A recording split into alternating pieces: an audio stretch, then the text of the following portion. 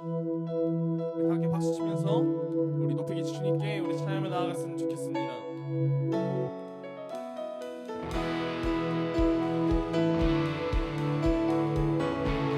높이 계신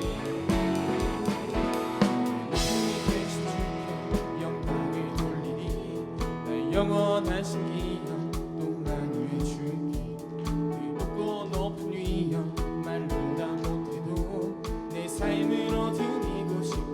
내 높이 계신 내 높이 영광을 돌리니 그 비교할 수 없는 지혜의 삶 높고 높은 위엄 말로 다 못해도 내 삶으로 드리고 싶어.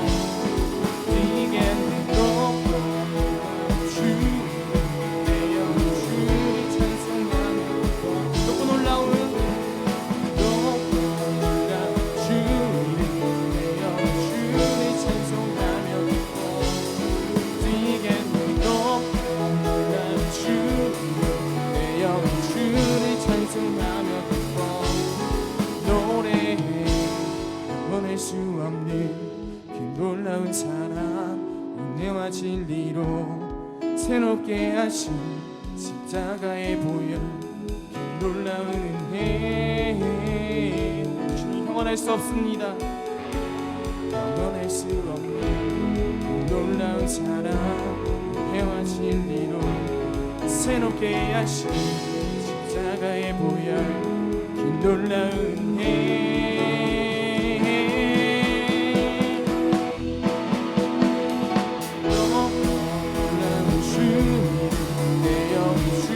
찬송하며 기뻐 뛰겠네. 높고 놀라운 주님 내 영이 주를 찬송하며 기뻐. 높고 놀라운 주님 내 영이 주를 찬송하며 기뻐. 아멘. 뛰겠네. 높고 놀라운 주님 내 영이 주를 찬송하며 기뻐. 노래해. 아멘. 우리 주님은 높으십니다. 우리 주님이 형언할 수 없습니다. 우리 주님 따라가기 원합니다.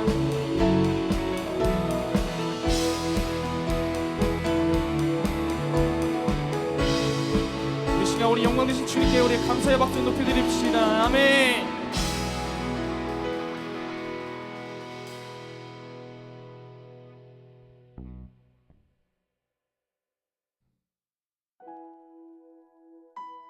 우리 주님께서는 우리를 세상의 빛으로 부르셨습니다. 그리고 하나님의 빛을 내뿜기 위해서 우리를 만드셨습니다. 우리 이 시간 찬양 가사를 묵상하면서 우리 주님께 나아갔으면 좋겠습니다.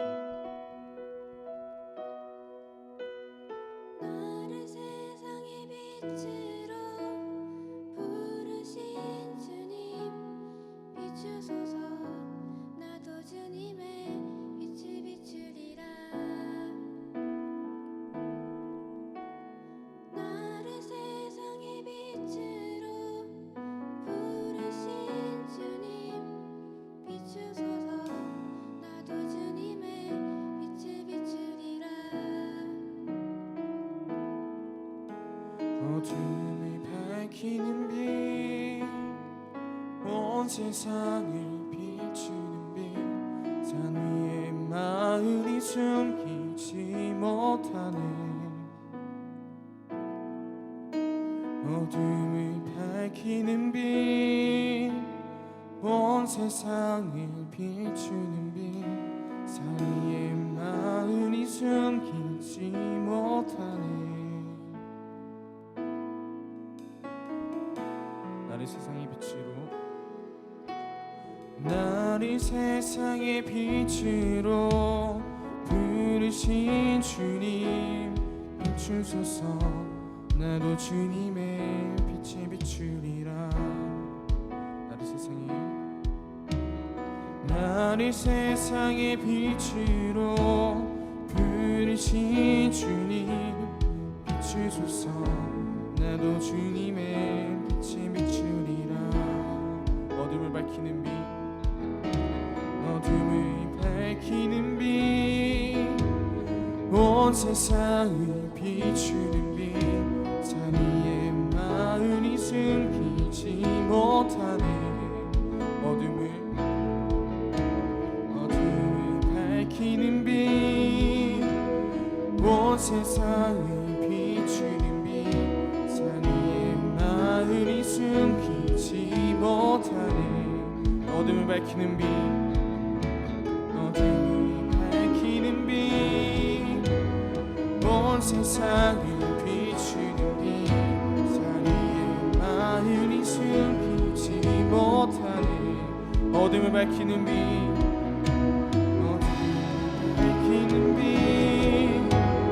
온 세상을 비추는 빛 자리의 마음이 숨기지 못하네 나를 세상의 빛으로 나를 세상의 빛으로 부르신 주님 비추소서 나도 주님의 빛에 비추리라 나를 세상의 빛으로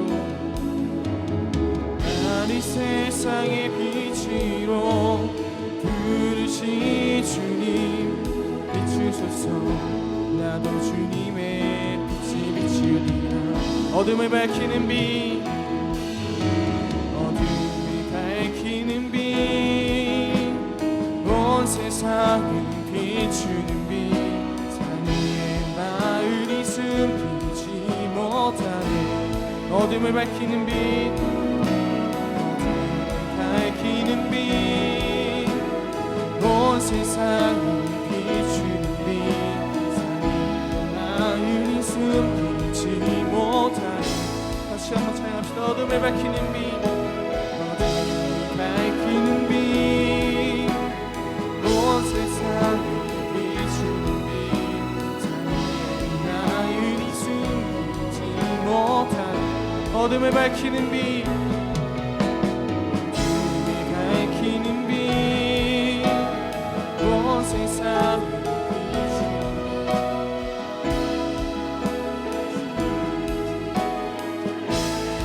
이 시간 목소리 높이 찬양하기 원합니다 어둠을 밝히는 빛 어둠을 밝히는 빛 온 세상을 비추는 빛 자리의 마음이 숨기지 못하네 어둠을 밝히는 빛 어둠을 밝히는 빛 온 세상을 비추는 빛 자리의 마음이 숨기지 못하네 어둠을 밝히는 빛 어둠을 밝히는 빛 온 세상을 비추는 빛 자리의 마음이 숨기지 못하네 마지막 다시 한번 찬양합시다 어둠을 밝히는 빛 어둠을 밝히는 빛 온 세상을 비추는 빛 마음이 숨기지 못하네 우리 시간 우리 다 기도했으면 좋겠습니다 주님 우리를 빛으로 부르시며 감사합니다 우리 빛내시 주님 따라가기 원합니다 주님 온 세상 비추시는 주님을 따라가며 주님 증거 안에 우리가 그런 삶을 살아가기 원합니다 이런 마음을 품고 소망하는 기도했으면 좋겠는데요 우리 시간 주님을 부르짖고 다 기도하며 나아갑시다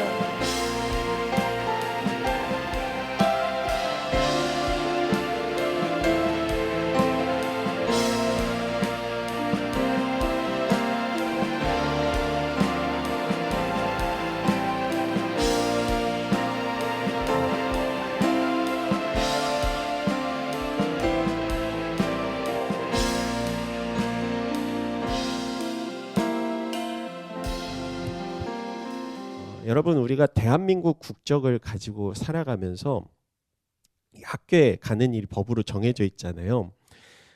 이 초등학교, 중학교까지는 의무 교육이라고 해서 사실 법적으로는 이제 자퇴 개념도 없다고 합니다.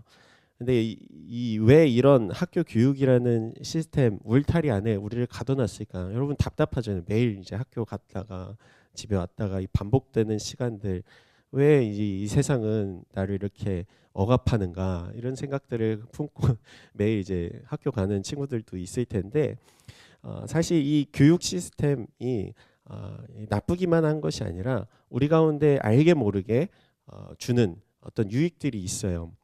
우리가 공동체라는, 학교라는 공동체 안에서 이제 사람들과 만나고 교제하면서 단순히 이제 학업적인 지식만 우리가 습득하는 것이 아니라 그 안에서 사람 대 사람으로 만나고 대화하고 또 서로를 사랑하는 법을 배우고 또 배려하는 것을 배우고 또 경쟁하는 법도 배우고 또 협업하는 법도 배우고 누군가의 이야기를 들으며 경청하는 것도 배우고, 그런 어떤 교육의 과정들이 그냥 단순히 성적이 얼마 나오고 그런 개념을 떠나서 인간으로서, 한 인격으로서 살아갈 수 있는 것들을 굉장히 많이 배우는 곳이 여러분이 지금 다니고 있는 학교입니다.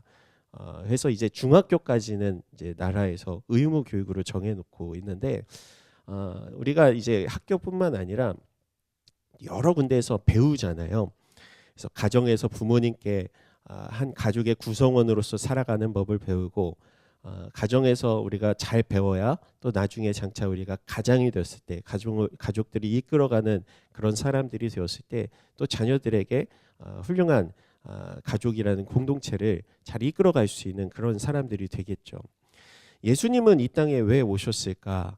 예수님이 이 땅에 오셨을 때 그분의 사역을 세 가지로 요약할 수 있는데, teaching, preaching, healing, 그러니까 가르치시고 또 전파하시고 고치셨다, 이렇게 요약할 수 있습니다. 우리는 이렇게 가르치고 배우는 그 과정을 학교에서 너무 시달리다 보니까 되게 별로 이게 썩 좋진 않잖아요. 근데 예수님께서 우리 가운데 가장 먼저 하셨던 일이 이 하나님의 나라를 가르치신 일이랍니다. 하나님의 나라는 어떤 것이다, 하나님 나라를 살아가려면 어떻게 해야 한다라는 것을 제자들을 부르셔서 이들에게 가르치시고 또 이들에게 보여주시고 몸소 그것을 실천하신 것이 예수님이 제자들을 불러서 하셨던 일이라는 거예요. 그냥 우리를 죄에서 구원하시기 위한 목적만 갖고 계셨다면 그냥 뭐 3년이라는 시간 동안 제자들을 부르실 필요도 없었을 것이고요. 예수님께서 이 땅에 오셔서 한 일이 그냥 우리의 영혼을, 우리의 죄의 문제를 해결하시기 이전에 뭘 하셨냐면 우리를 하나님의 사람으로 가르치셨다는 거예요.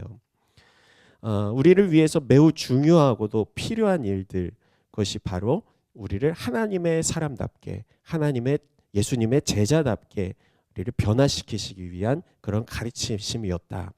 그래서 우리가 방금 읽었었던 마태복음 5장 말씀 그리고 7장까지 쭉 이어지는 말씀은 이제 산상수훈이라고 하거든요. 산 위에 올라가서 가르치셨다. 이 내용을 이제 마태라는 제자가 적은 거예요. 오늘 읽은 본문은 이 산상수훈의 내용 중 가장 유명하기도 하고 또 가장 중요한 내용입니다. 소위 이제 팔복이라고 하는 8가지 복에 대해서 예수님이 가르쳐 주시는데 굉장히 간결하게 얘기하세요. 심령이 가난한 자는 복이 있다. 천국이 그들의 것이다. 애통하는 자는 복이 있다. 그들이 위로를 받을 것이다. 예수님께서 전해주신 이 여러 가지 복에 대해서 우리가 함께 말씀을 살펴보면서 우리는 과연 복이 있는 사람인가? 예수님의 복을 받은 사람들 어떻게 살아가야 하는가? 또 주님께서 우리의 삶을 통해서 원하시는 것이 무엇인가 함께 살펴보기를 원합니다. 주님은 이 팔복의 내용을 통해서 우리에게 무엇을 가르쳐 주셨을까? 예수님의 가르침을 이 배우는 제자들의 모습을 보면 되게 재미있어요. 여러분, 예수님께서 여러분을 제자로 부르셨다고 했을 때 이제 학교를 가잖아요, 매일매일. 그런데 이 제자들은 예수님께 어떻게 배웠을까? 3년이라는 시간 동안 그냥 같이 먹고 같이 마시고 같이 살았어요. 여러분 이제 학교 가서 거의 뭐 기숙사 생활을 하는 친구들도 몇몇 있겠지만 보통 이제 집에서 왔다 갔다 하면서 배우잖아요. 근데 예수님 곁에서 같이 먹고 마시고 24시간 같이 생활한다고 생각해 보세요. 이제 교회로 치면 여러분 2박 3일 겨울 수련회를 365일 곱하기 3년을 한다고 생각해 보세요. 끔찍하죠. 매일 기도회, 매일 말씀 묵상, 우선 이제 선생님들이 와가지고 맨날 혼내고 정신 차리라고 깨우고 새벽마다 새벽기도 가야 되고 이런 것들 이제 생각하면 힘들겠죠. 그런데 이 제자들이 예수님 곁에서 예수님의 신앙의 모습을 3년 내내 봤다는 거예요. 보고 배우고 예수님은 이런 분이시구나. 그리고 예수님께서 보여주시는 놀라운 기적들도 눈으로 보게 되고 또 그 기적 가운데 참여하고 마태복음 5장 1절과 2절 말씀 우리 같이 한번 읽어볼까요? 그때 예수께서 많은 무리를 보시고 산에 올라가 앉으시자 그의 제자들이 다가왔습니다. 예수께서 입을 열어 그들을 가르치시며 말씀하셨습니다. 근데 생각해 보세요. 3년이라는 시간 동안 이들이 의무 교육은 아니었다는 거예요. 맘만 먹으면 예수님을 떠나서 그냥 집으로 돌아갈 수도 있었는데 예수님의 12제자는 예수님을 졸졸 따라다니며 예수님과 함께 먹고 마시고 그분의 가르침을 경청하며 잘 들었습니다. 오늘 산 위에 올라가셔서 제자들과 함께 또 수많은 사람들에게 예수님이 가르치시고 말씀하실 때 이 제자들의 모습은 예수님의 가르침을 잘 배우고 경청하려는 그런 모습이 있었다라는 거예요. 여러분 우리가 그리스도인으로 살아가기 위해서는 주님의 가르침에 대해서 우리가 관심을 가지고 배우려는 모습과 태도가 필요합니다. 전사님 이제 교회에서 사역하면서 너무 아쉬운 것이 많은 친구들이 이제 교회 생활을 해요. 고등부가 한 60명, 70명 정도 되는 친구들이 매 주일 예배를 나오고 또 우리 중등부 같은 경우는 이제 한 100명 정도 되는 친구들이 교회에 나오는데 사실 성경 말씀에 대해서 관심 있는 친구들이 굉장히 드물어요. 여러분은 다 관심이 많으셔서 이렇게 설교도 잘 듣고 하지만 물어보면 잘 모릅니다. 모세가 어떤 사람이었니 하면 잘 몰라요. 예수님 이름의 뜻이 뭐니 물어보면 전생이 이게 계속 세뇌를 하지만 예수님 이름의 뜻이 뭐죠? 구원이라는 뜻이잖아요. 그러니까 잘 몰라요. 교회 생활이 뭔지 또 성경 말씀이 뭔지 매주일 설교를 듣지만 사실 20분밖에 안 되는 짧은 시간의 말씀을 통해서 내가 변화되긴 쉽지 않습니다. 그런데 그 시간마저도 집중하지 못하고 마음에 어떤 간절함도 없이 그저 부모님 손에 이끌려서 끌려온 친구들이 굉장히 많거든요. 그런 영혼들이 뭐라고 하는 것이 아니라 너무 안타깝다는 거예요. 하나님의 사람답게 나와서 하나님의 말씀을 듣고 내 심령이 변화되어야 하는데 간절함과 소망이 없으면 주님께서 우리의 마음 가운데 일하시지 못하시거든요. 예수님의 제자들은 그런 간절함이 있었습니다.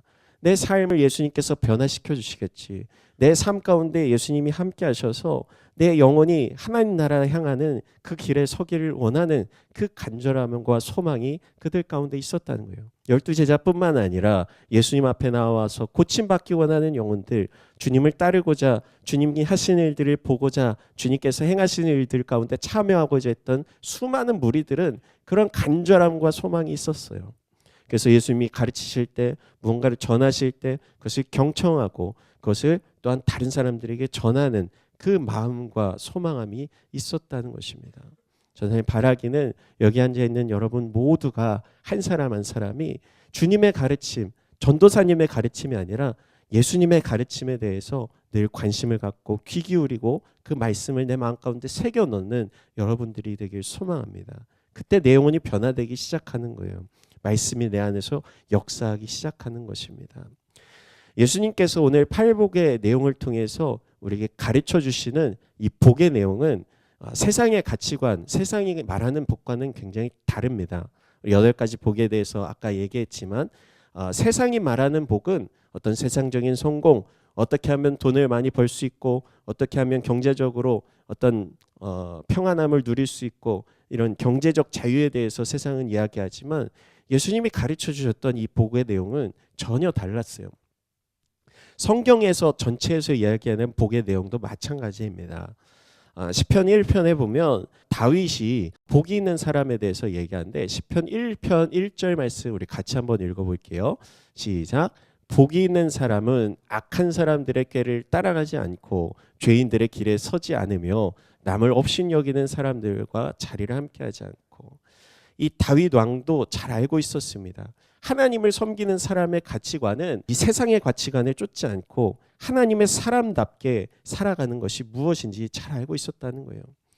이 다윗은 왕의 자리에 올랐음에도 불구하고 그의 마음을 높이지 않고 늘 교만하지 않고 겸손한 마음으로 하나님을 섬길 줄 알았던 사람입니다. 그래서 오늘 1편 1절 말씀처럼 악한 사람들이 행하는 그 일들을 쫓지 않고 그저 하나님을 사랑하는 일, 하나님께서 원하시는 일, 하나님께서 기뻐하시는 일이 무엇일까에 대해서 생각하며 시편의 수많은 노래들, 하나님을 찬송하는 시들을 작곡하고 지었잖아요. 다윗도 때로는 죄 가운데 넘어지고 때로는 여러 시험 가운데 유혹 가운데 넘어졌던 때가 있었어요. 그러나 다윗의 탁월했던 점은 무엇이냐면 넘어졌을 때 다시 하나님을 바라볼 수 있는, 겸손하게 다시 하나님을 붙잡고 회개하고 돌이키는 그런 믿음이 있었다라는 것입니다. 여러분, 세상의 가르침과 하나님의 나라를 살아가는 우리들이 추구해야 되는 것은 완전히 다릅니다. 세상은 돈이 되는 일이라면 죄 짓는 일을 서슴지 않아요.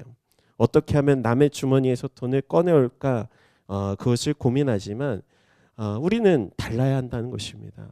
하나님의 사람들은 악인들의 꾀를 쫓지 아니하고 하나님을 바라보며 하나님께서 기뻐하시고 사랑하시는 일들을 선택할 수 있어야 한다.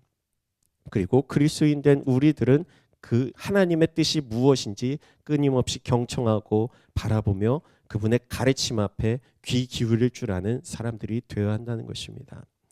구체적으로 이 팔복의 내용은 어떤 것들이 있을까?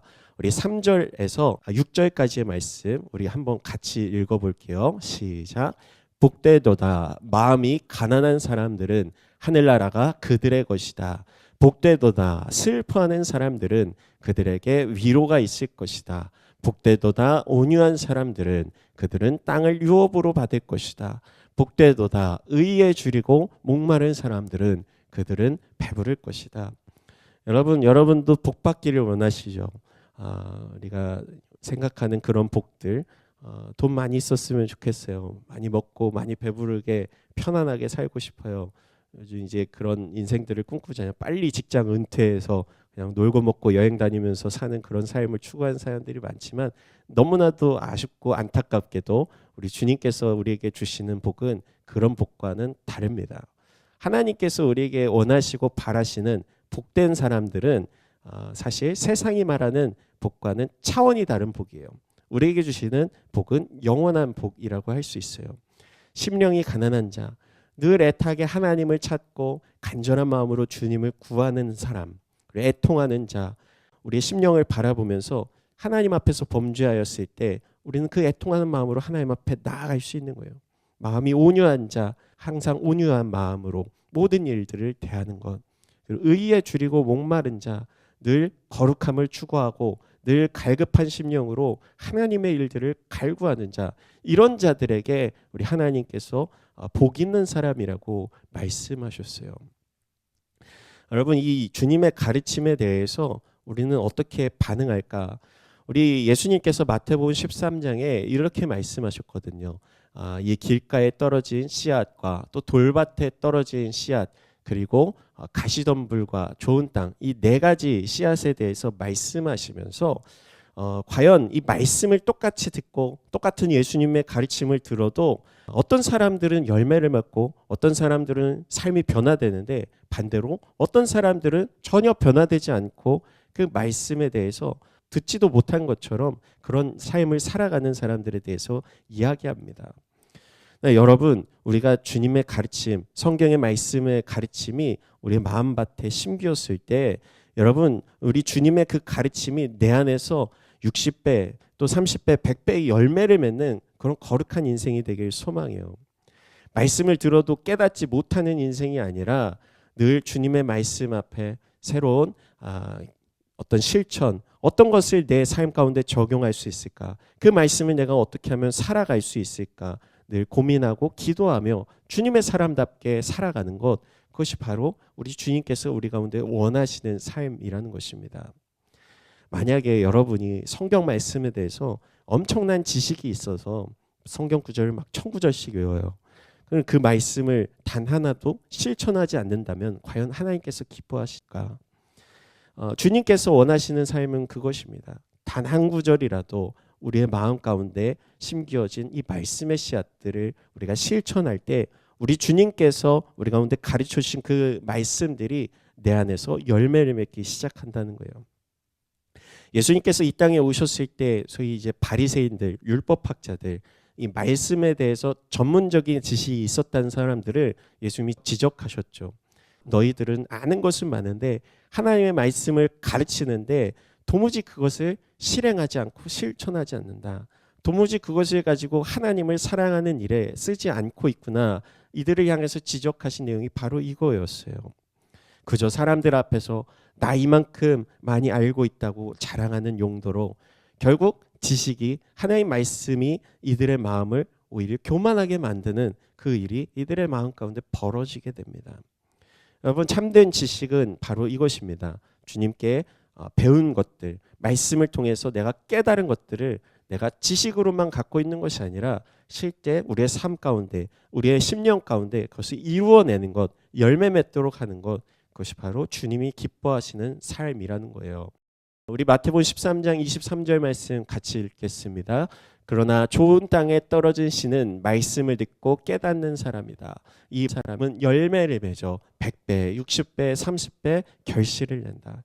우리 하나님 나라의 말씀, 하나님 나라의 복음이 여러분들의 심령 가운데 심겨져서 우리 100배로, 60배로, 30배로 열매 맺는 우리의 삶 가운데 나타나게 되는 거룩한 인생들이 되기를 우리 주님의 이름으로 축복합니다. 말씀을 배웠다면, 들었다면 이제 실천하는 거예요. 내 이웃을 내 몸과 같이 주님이 사랑하라고 말씀하셨는데 그럼 그 사랑을 오늘 어떻게 실천할 수 있을까? 우리 학교에 가서 어떻게 그 사랑을 나타낼 수 있을까? 레위기 말씀에 나 너희 하나님 여호와가 거룩하니 너희도 거룩해야 한다. 하나님께서 말씀하셨는데 그럼 오늘 이 한 날 어떻게 거룩함을 이루며 살아갈 수 있을까? 고민하고 생각해보며 내 삶을 돌아보며 하나님 앞에 기도하는 거예요. 하나님 내 삶이 거룩해지기를 원합니다. 주님을 닮아가기를 원합니다. 한날 한날의 삶이 하나님 기뻐하시는 삶으로 살아내는 하나님의 자녀로 살기를 원합니다. 우리 팔복의 4가지 말씀은 우리 내면에 관한 말씀들이 주로 이야기하고 있었는데요. 우리 5번째에서 8번째 이 복은 타인과의 관계에 관한 내용들이 참 많이 있습니다. 7절부터 10절까지 말씀 한번 읽어볼까요? 시작. 복되도다 자비로운 사람들은 그들은 자비를 받을 것이다. 복되도다 마음이 깨끗한 사람들은 그들은 하나님을 볼 것이다. 복되도다 평화를 이루는 사람들은 그들은 하나님의 아들들이라 불릴 것이다. 복되도다 의를 위해 핍박을 받는 사람들은 하나님의 나라가 그들의 것이다. 아멘. 이 팔복의 내용들은 다 우리의 어떤 성품에 관한 이야기를 다루고 있는데 특별히 우리 7절과 9절, 10절의 말씀은 우리 사람들을 어떻게 대하는지 그런 모습들에 대해서 이야기하는 거예요. 자비로운 사람, 또 화평하게 하는 사람, 내 주변에 어려운 가운데 있는 사람들을 잘 화해하도록 이끌어줄 수 있는 그런 마음, 그런 성품. 그리고 마지막 10절에 보면 의를 위해 핍박을 받는 사람, 내가 주님께서 기뻐하시는 일을 위해서 거룩한 일들을 위해서 내가 핍박받는다면 그들은 복이 있는 사람들이다. 하늘나라가 그들의 것이다. 우리 주님께서 말씀하십니다. 여러분 이 김요셉이라는 목사님이 쓰신 책 중에 삶으로 가르치는 것만 남는다 이런 책이 있는데요. 단순히 내가 지적으로만 아는 것이 아니라 그것을 실천하는 사람이 진짜 배운 사람이라고 할 수 있을 거예요. 그리고 진짜 훌륭한 제자는 내가 배운 것들을 통해서 또 다른 제자들을 계속해서 만들어내는 사람이겠죠. 마찬가지로 우리가 예수 그리스도의 삶을 배우고 나 스스로 실천할 때 우리가 이 삶을 이제는 내 주변의 사람들에게 가르칠 수 있는 그런 사람이 되게 됩니다. 아니 저는 아직 학생이고 아직 어린데요. 제가 어떻게 가르칠 수 있을까요? 생각하지만 여러분 시험 기간 되면요. 공부 진짜 잘하는 친구들은 옆에서 물어보는 애들 잘 가르쳐줘요. 이거 어떻게 풀어? 하면은 귀찮은데 왜 자꾸 나한테 오는 거야? 이렇게 얘기하지 않고 더 잘 가르쳐주거든요. 왜 그러냐면 그거 내가 가르쳐주면 내가 더 기억에 잘 남는다는 걸 알고 있거든요. 내가 가르치면서 오히려 생각해 보지 못했던 그런 접근을 하기도 하고 내가 놓치고 있던 부분들을 또 찾아내기도 합니다. 여러분 우리 믿음도 마찬가지예요. 내가 그냥 교회에서 설교 듣고 그냥 끝나는 것이 아니라 내가 그냥 성경 말씀 읽고 끝난 것이 아니라 내 주변의 말씀에 대해서 모르는 친구들에게 한 말씀 한 구절이라도 하나님 나라는 이런 곳이래, 천국은 이런 곳이래, 예수님이 이런 분이래 라고 가르칠 수 있다면 우리 말씀이 내 안에 더 깊어지는 것을 여러분이 경험하게 될 것입니다. 우리 예수님은 우리를 세상의 빛과 소금으로 부르셨습니다. 14절 말씀 마태복음 우리 함께 읽어볼게요. 시작. 너희는 세상의 빛이다. 산 위에 세워진 도시는 숨겨질 수 없다. 우리가 주님의 제자로 살아가기를 결단하고 그분의 말씀을 배우고 그것을 실천하고 타인에게 가르치는 삶을 살아갈 때 우리는 주님의 빛처럼 주님의 빛을 세상 가운데 나타내는 하나님 나라 백성으로 살아갈 수 있게 됩니다. 정말 숨겨질 수 없는 그 어둠 가운데 우리가 빛이 되어 모든 것들을 밝혀내는 하나님의 영광을 드러내는 그런 빛의 자녀로 여러분이 살아가기를 소망해요. 여러분 예수님께서 나를 따라오라 제자들을 부르셨던 그 부르심 앞에 나아갔듯이 우리도 주님 따라가기를 결단했습니다. 그렇다면 이제 주님의 말씀을 듣고 배우고 실천하는 그런 여러분이 되기를 소망합니다. 학교 성적은 안 좋아도 하늘나라 성적표는 다 A뿔을 받는 여러분이 되기를 소망합니다.